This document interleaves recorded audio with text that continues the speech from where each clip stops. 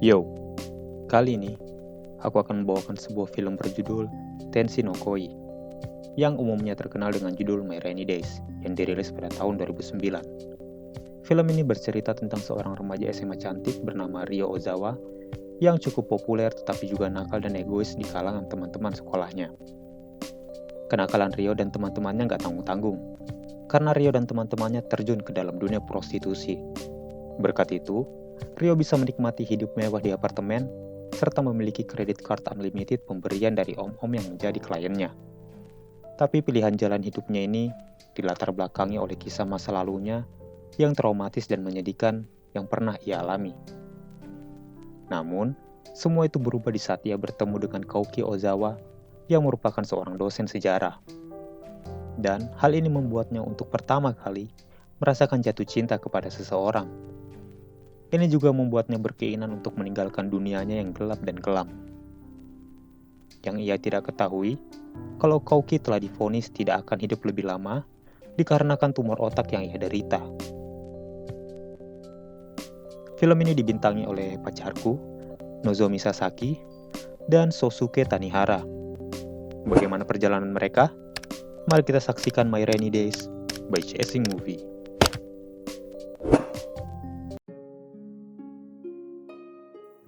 Film dimulai dengan memperlihatkan seorang gadis berumur 14 tahun yang bernama Ryo Ozawa. Bukan Maria Ozawa ya. Yang sedang berada di rumah sakit untuk melakukan aborsi. Buat yang belum tahu, aborsi di Jepang itu regulasinya legal loh ya. Dengan syarat diketahui oleh orang tua. Tepat di sebelahnya, datanglah seorang pria yang bernama Kaoki Ozawa. Yang didiagnosa oleh dokter, mengalami tumor otak dan hanya memiliki waktu untuk hidup selama 2 tahun. Untuk mempermudah kalian, pria ini akan aku panggil senpai dan yang wanita akan aku panggil Ryo.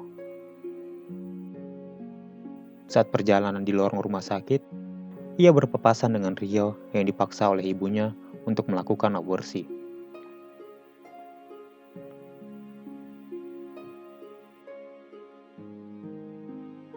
Menginjak usianya yang ke-17 tahun, Ryo kini berprofesi sebagai kupu-kupu malam. Di malam harinya, di saat ia sedang menunggu kliennya, ia melihat perkelahian seorang pria dan wanita. Yang mana, wanita itu langsung menyiramkan air ke wajah pria. Yup, pria itu adalah si senpai yang pernah ia temui dulu.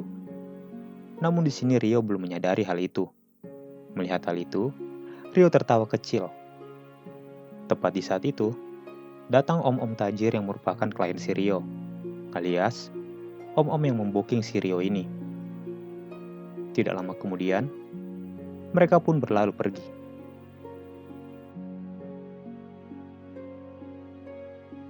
Adegan kemudian memperlihatkan senpai yang meminta maaf dan membersihkan meja, yang memperlihatkan dokumen kematian yang telah ia isi.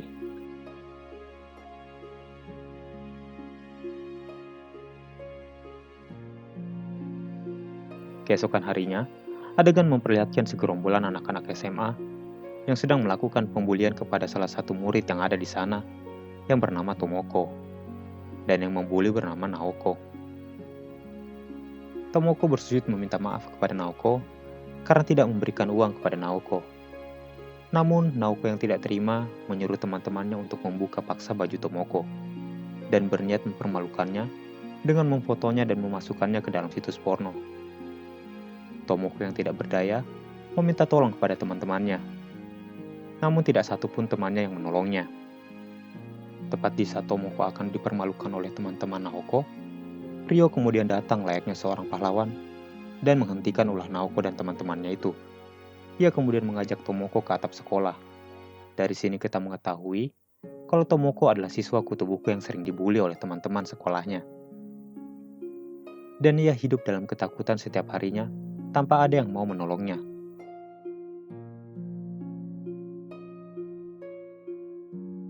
Dan Ryo dan teman-teman yang ada di sana pun menenangkan Tomoko.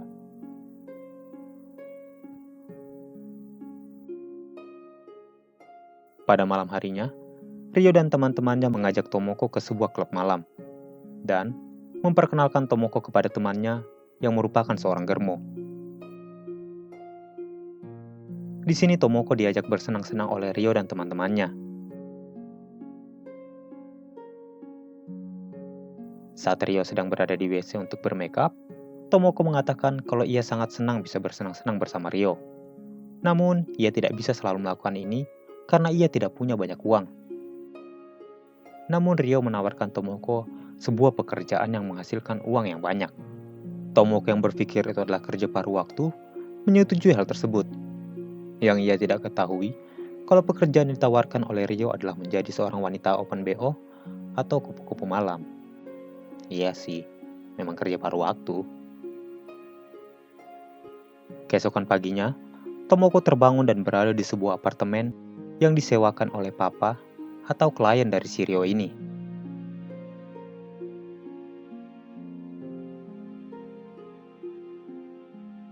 Di sini Ryo mendandani si Tomoko yang dulu terlihat cupu, kini terlihat lebih cantik.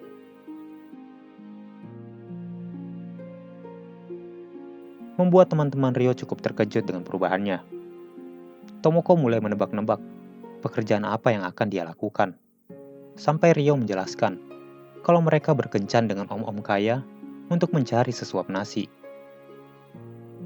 Namun, Tomoko yang polos dan belum berpengalaman dalam hal ini nampak ragu dengan ajakan teman-teman Ryo yang mencoba meyakinkannya.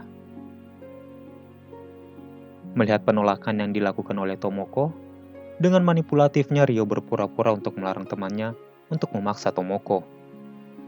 Dan mengatakan kalau Tomoko tidaklah seperti mereka yang merupakan wanita nakal.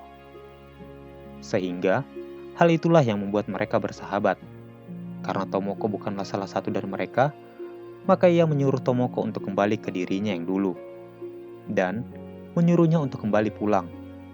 Setelah mengatakan hal itu kepada Tomoko, Ryo dan kawan-kawannya pergi meninggalkan Tomoko. Saat mereka akan beranjak pergi, Tomoko memanggil Ryo dan mengatakan kalau ia ingin bergabung dengannya. Karena Ryo adalah orang yang telah menyelamatkannya. Ryo yang mendengar hal ini membuatnya senang dan berlari memeluk Tomoko. Sambil tersenyum, ia memandang teman-temannya sebagai isyarat kalau ia berhasil mengajak Tomoko menjadi salah satu bagian dari mereka.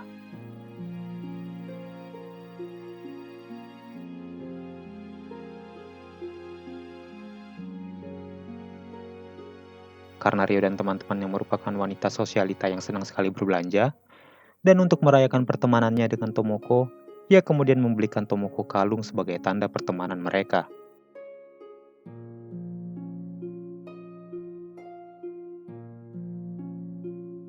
Di malam harinya, Ryo bertemu dengan germonya untuk meminta bayaran dari pekerjaannya.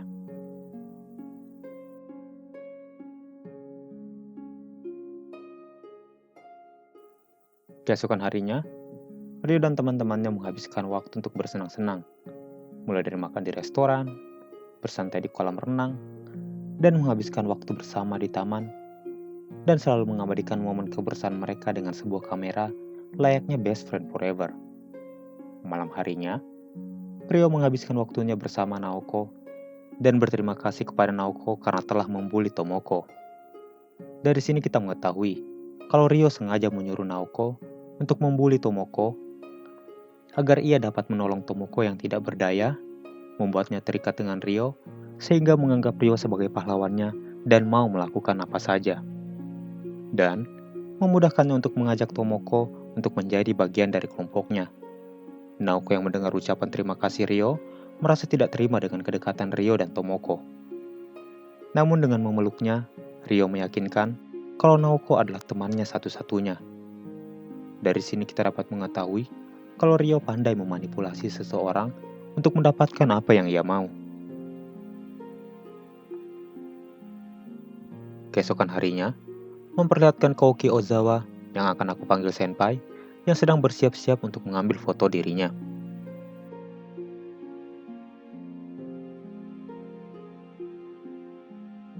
Adegan kemudian berpindah memperlihatkan Ryo dan teman-temannya yang sedang melihat foto-foto si senpai yang sangat-sangat estetis. Sampai-sampai membuat mereka bingung apa yang sedang pria ini lakukan. Ternyata foto mereka tertukar karena si senpai dan Ryo memiliki nama belakang yang sama. Tidak lama kemudian, Ryo menelpon si senpai dan berjanji akan bertemu dengannya untuk menukar foto mereka. Teman-teman Ryo yang mengetahui ini nampak cukup kaget.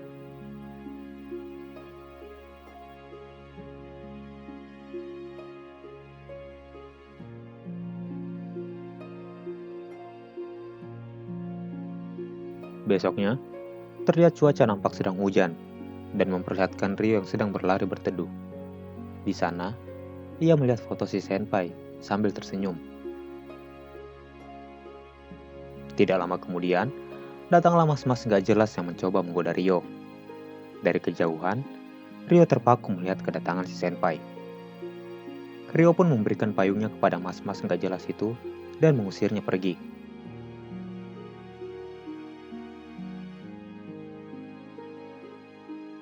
Senpai pun ikut berteduh bersama Ryo. Setelah mereka menukar foto mereka yang telah tertukar, senpai yang nampak tidak peka ini langsung bergegas meninggalkan Ryo.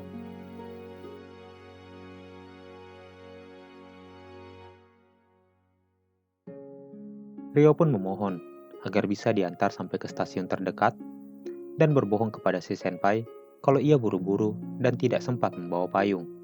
Mendengar itu, senpai pun berkenan untuk mengantarkan Ryo ke stasiun terdekat. Dalam perjalanan, Ryo memberikan tips pada senpai agar foto yang ia ambil dapat terlihat lebih bagus. Ryo nampak tertarik dengan si senpai, karena sepanjang perjalanan, ia banyak bercerita kepada si senpai. Namun senpai yang kurang peka hanya menjawab dengan singkat, padat, dan jelas. Saat asik bercerita, tiba-tiba tanpa disadari Ryo, si senpai telah terjatuh pingsan. Ryo yang menyadari hal ini, segera berlari menghampiri dan meminta tolong kepada orang-orang yang ada di sana. Adegan kemudian memperlihatkan Ryo yang sedang berada di rumah sakit menunggu si senpai. Di sana ia melihat kilasan masa lalunya ketika berumur 14 tahun.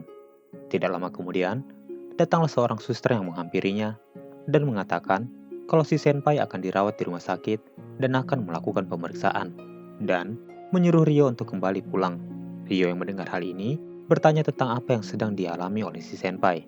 Si suster menjawab kalau itu cuma gejala ringan dan Ryo tidak perlu khawatir. Mendengar hal ini, Ryo segera meninggalkan rumah sakit. Adegan kemudian memperlihatkan si suster yang sedang berbicara dengan si senpai dan mengatakan kalau ia harus berterima kasih kepada Ryo yang sudah menunggu berjam-jam karena khawatir dengan kondisi si senpai. Namun, si senpai hanya terdiam mendengar hal ini. Malam harinya, Ryo dan teman-temannya sedang berkumpul di sebuah kafe untuk menunggu panggilan tugas. Teman-teman Ryo nampak khawatir dengannya karena sedang mengalami flu.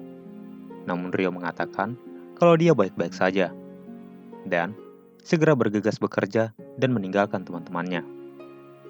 Di tengah perjalanan saat Ryo sedang berjalan dengan kliennya yang nampak seperti wibu akut dan culun, ia kemudian mendapat panggilan telepon dari si senpai.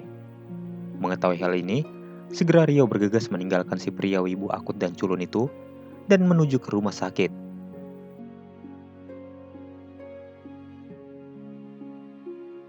Setibanya di rumah sakit, si senpai terkejut dengan kedatangan Ryo dan bertanya, mengapa Ryo datang menghampirinya? Ryo mengatakan kalau ia khawatir dengan si senpai. Namun si senpai menjawab dengan mengatakan, khawatir tentang apa? Kau bahkan tidak mengenalku. Ryo yang mendengar hal ini langsung menjawab kalau tinggi senpai 6,1 kaki, golongan darah senpai O, dan sedikit tidak bisa bergaul. Terlihat sedih dan menjauh, seperti seseorang yang telah kehilangan harapannya. Senpai yang mendengar semua yang dikatakan oleh Ryo menjawab kalau tingginya lebih dari 6 kaki, dan lebih tepatnya, ia kurang bisa bergaul. Ryo yang mendengar semua itu hanya bisa tertawa. Begitu juga dengan si senpai. Ryo kemudian mengatakan kalau si senpai tidak perlu khawatir, karena bergaul dengan orang lain adalah keahliannya.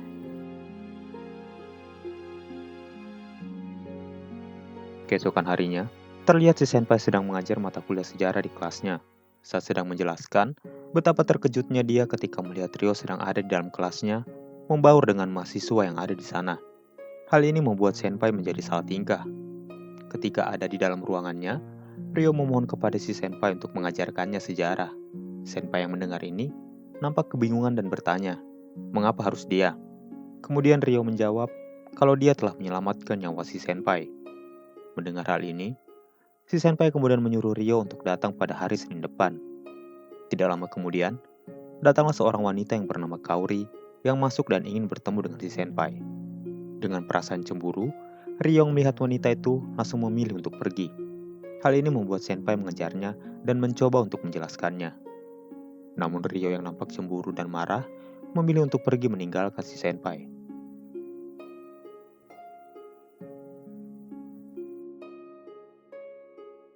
Rio kemudian menceritakan hal ini kepada teman-temannya dan menyesali apa yang telah ia lakukan kepada si senpai.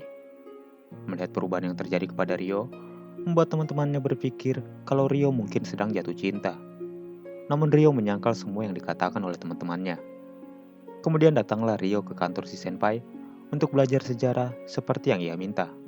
Dengan penuh semangat, senpai menjelaskan tentang sejarah penyerbuan yang dilakukan oleh pasukan Nobunaga. Melihat senpai yang menjelaskan dengan penuh semangat, membuat Rio tertawa. Melihat reaksi ini, membuat senpai menjadi malu. Namun, Rio menjawab kalau itu membuatnya lebih mudah untuk memahami. Senpai kemudian mengakhiri sesi belajar mereka pada hari itu. Rio yang masih bersalah atas kejadian yang lalu, langsung meminta maaf kepada si senpai dan berniat bertemu dengan pacar si senpai dan meminta maaf padanya. Namun, senpai mengatakan kalau Kaori adalah sepupunya dan hubungan mereka tidak seperti yang Rio bayangkan. Rio yang mendengar ini nampak kaget dan merasa senang sekali.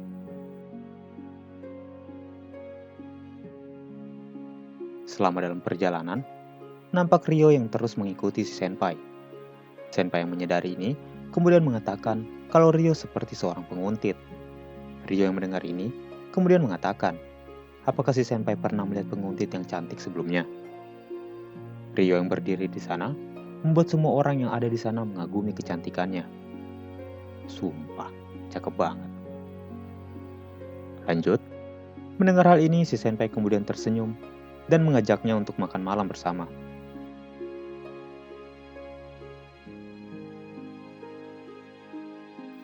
Saat Rio menikmati ramennya, si senpai bergumam, "Kenapa aku? Iya, kenapa bukan aku saja ya Tuhan?" Tidak lama kemudian, Rio menyuruh senpai untuk memakan makanannya agar tidak dingin. Di saat yang sama, Rio terus mengoceh tentang betapa enaknya ramen yang ia pesan. Mendengar semua itu, si senpai nampak tersenyum. Rio kemudian bertanya kepada senpai, apakah ia memiliki pasangan? Mendengar hal itu, senpai menjawab kalau ia tidak memiliki pacar ataupun istri karena terlalu banyak menimbulkan masalah. Dan membuat Rio bertanya, apakah senpai gay? Senpai menjawab tidak. Dengan tersenyum, Rio berkata kalau ia cuma bercanda. Dan senpai menjawab kalau ia tidak marah.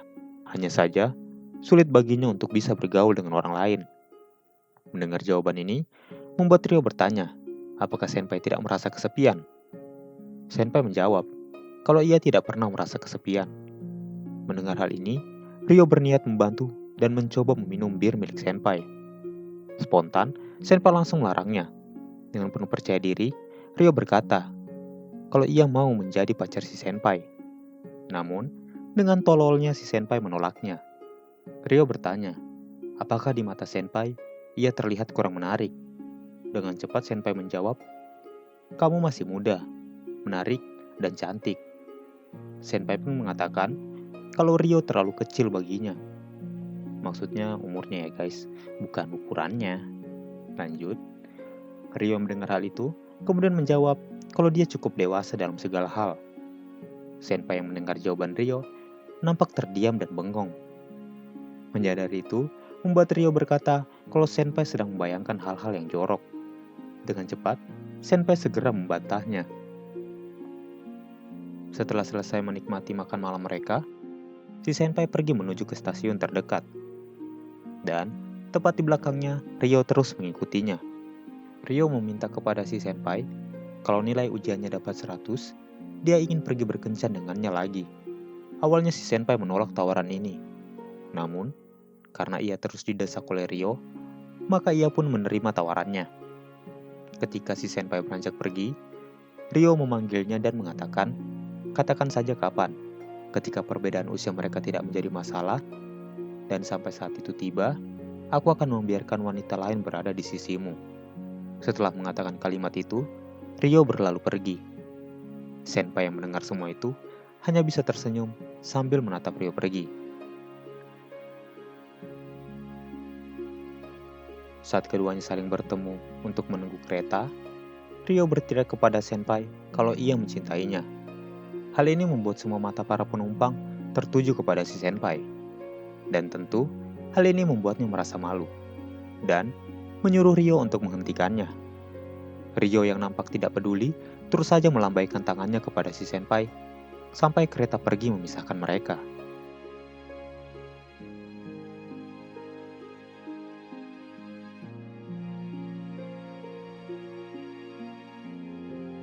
Adegan kemudian berpindah menunjukkan Rio dan teman-temannya yang sedang bersiap untuk bekerja mencari sesuap nasi. Saat teman-temannya akan beranjak pergi, Rio hanya duduk dan mengucapkan maaf kepada teman-temannya. Teman-temannya yang nampak bingung segera menghampirinya. Rio pun menjelaskan kalau ia berencana untuk berhenti dari profesinya karena ia tidak mau terus seperti ini setelah bertemu dengan si senpai.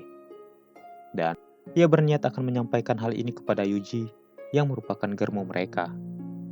Dan juga papa yang telah menyediakan apartemen untuk mereka. Yuji yang mendengar hal ini nampak sangat terkejut. Apalagi saat mengetahui kalau Rio telah jatuh cinta kepada pria yang tidak mencintainya. Namun Yuji mencoba memahami semua ini dan mengizinkan Rio untuk berhenti dari pekerjaannya. Sungguh pria yang terpuji. Namun, ia meminta sesuatu kepada Rio, yaitu ia minta untuk bisa tidur dengan Rio untuk yang terakhir kalinya.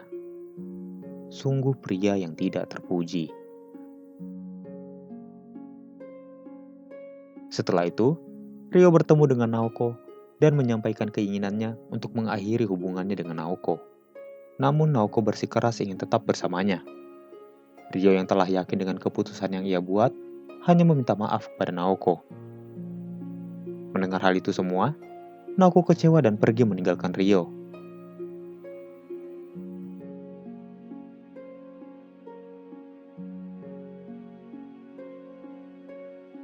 Setelah meninggalkan kunci apartemen dan kredit card yang merupakan pemberian oleh papa, kini Rio melanjutkan kehidupannya selayaknya anak SMA. Seperti terus belajar bersama si senpai, belajar di perpustakaan demi mendapat nilai sejarah yang bagus, agar bisa mendapat reward berkencan dengan si senpai, dan menghafal sambil mandi. Sesuatu yang tidak pernah kalian lakukan tentunya, yaitu belajar sambil mandi.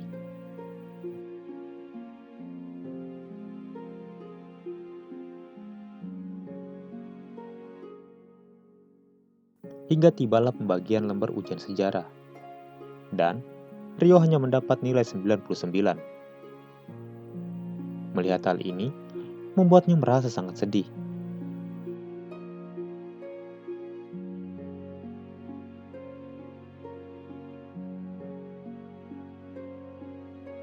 Tidak lama setelah itu, dengan perasaan sedih, Rio mendatangi senpai dan menyerahkan lembar ujiannya.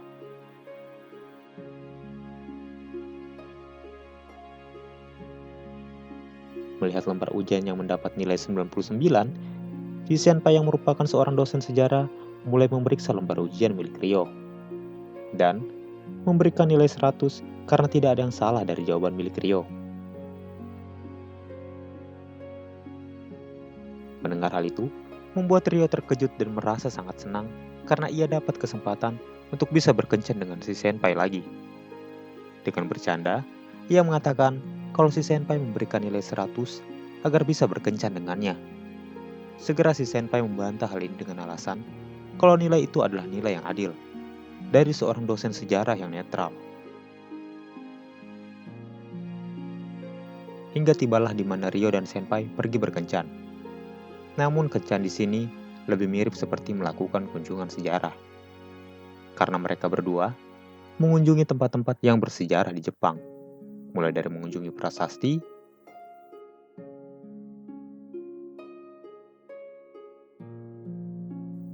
berbelanja souvenir,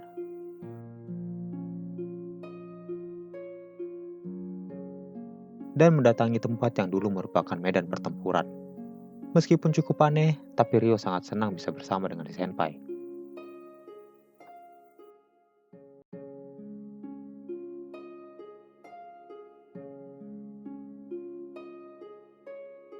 Sebagai rasa terima kasih kepada teman-temannya, Rio memberikan souvenir kepada mereka karena telah membantunya agar bisa berkencan dengan si senpai. Dan ia juga menunjukkan tempat-tempat yang telah ia kunjungi bersama si senpai.